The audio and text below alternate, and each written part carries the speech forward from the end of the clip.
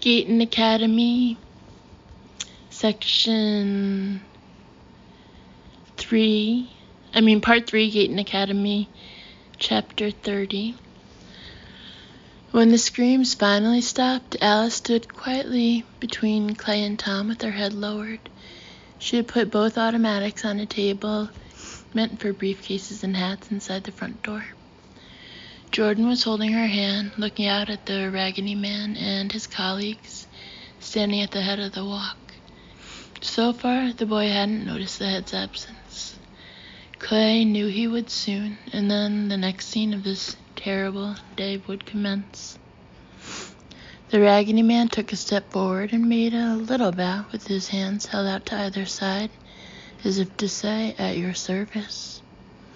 Then he looked up and held a hand out toward Academy Slope and the avenue beyond. He looked at the little group clustered in the open door behind the melted boombox sculpture as he did this. To Clay, the meaning seemed clear. "The road is yours. Go on and take it." "Maybe," he said, "in the meantime, let's be clear on one thing. Sure you can wipe us out if you choose to. You've obviously got the numbers. But unless you plan to hang back at Command HQ, someone else is going to be in charge of things tomorrow, because I'll personally make sure you're the first one to go." The Raggedy Man put his hands to his cheeks and widened his eyes. Oh dear. The others behind him were as expressionless as robots. Clay looked a moment longer, then gently closed the door. "I'm sorry," Alice said dully. "I just couldn't stand listening to them scream." "It's okay," Tom said. "No harm done. And hey, they brought back Mr. Sneaker." She looked at it. "Is this how they found out it was us? Did they smell it? The way a bloodhound smells a scent?" "No," Jordan said. He was sitting in a high-backed chair beside the umbrella stand, looking small and haggard and used up. "That's just their way of saying they know you. At least that's what I think." "Yeah," Clay said. "I bet they knew it was us even before they got here. Picked it out of our dreams the way we picked his face out of our dreams." "I didn't," Alice began. "Because you were waking up," Tom said. "You'll be hearing from him in the fullness of time, I imagine." He paused.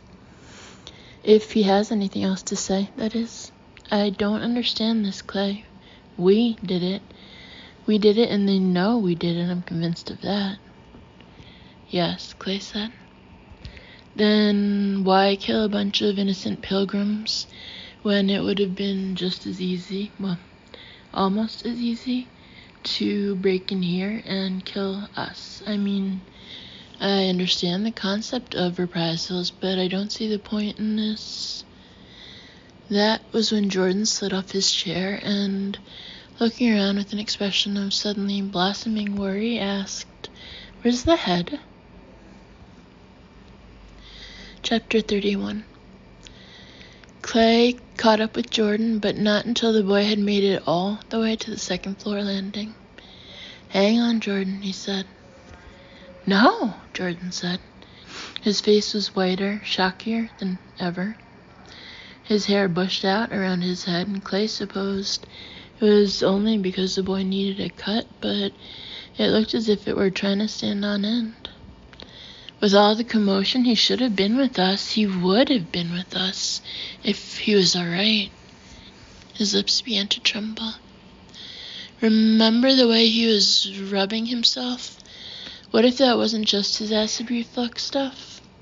Jordan paid no attention, and Clay was willing to bet he'd forgotten all about the Raggedy Man and his cohorts, at least for the time being. He yanked free of Clay's hand and went running down the corridor, yelling, "Sir! Sir!" while heads going back to the 19th century frowned down at him from walls.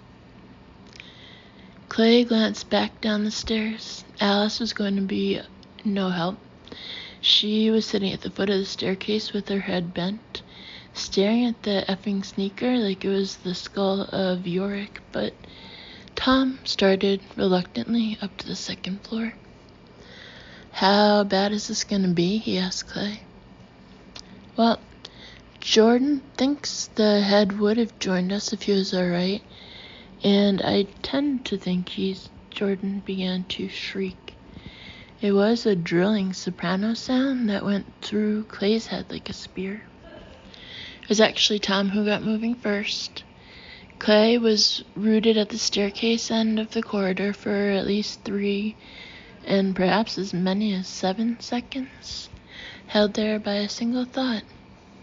That's not how someone sounds when they've found what looks like a heart attack. The old man must have botched it somehow.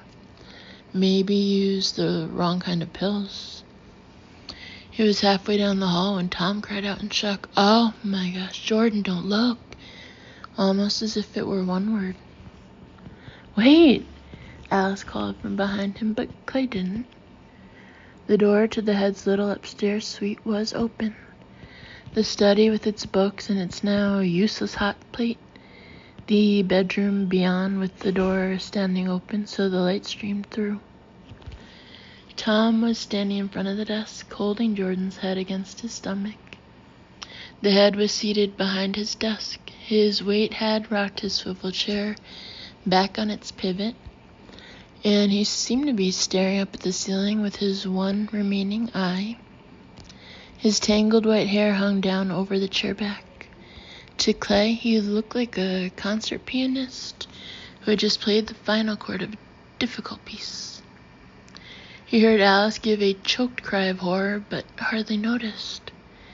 Feeling like a passenger inside his own body, Clay walked to the desk and looked at the sheet of paper that rested on the blotter.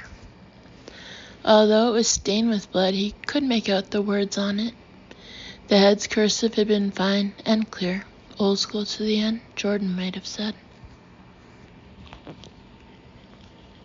And then underneath, it's a bunch of words written like in weird writing. Turns out to be other languages, so it doesn't say what the languages are, and I don't know how to pronounce them, but I'll try. Liene, Aliene. Geisteskrank, Geisteskrank. Insano, Insano. Elmebajos, Elmebajos. Bansinnig, Bansinnig. Fou, Fou. Atamagaukashi, Atamagaokashi.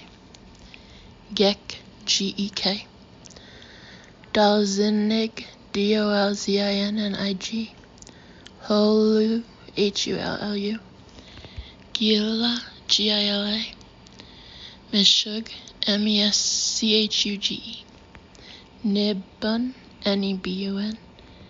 Dement, Dement. Clay spoke nothing but English and a little high school French, but he knew well enough what this was and what it meant. The Raggedy Man wanted them to go, and he knew somehow that Headmaster Arde was too old and too arthritic to go with them. So he had been made to sit at his desk and write the word for insane in 14 different languages. And when he was done, he had been made to plunge the tip of the heavy fountain pen with which he had written into his right eye, and from there into the clever old brain behind it. They made him kill himself, didn't they? Alice asked in a breaking voice. Why him and not us? Why him and not us? What do they want? Clay thought of the gesture the Raggedy Man had made toward Academy Avenue. Academy Avenue, which was also New Hampshire Route 102. The phone crazies who were no longer exactly crazy, or were crazy in some brand new way, wanted them on the road again. Beyond that, he had no idea, and maybe that was good. Maybe that was all for the best. Maybe that was a mercy.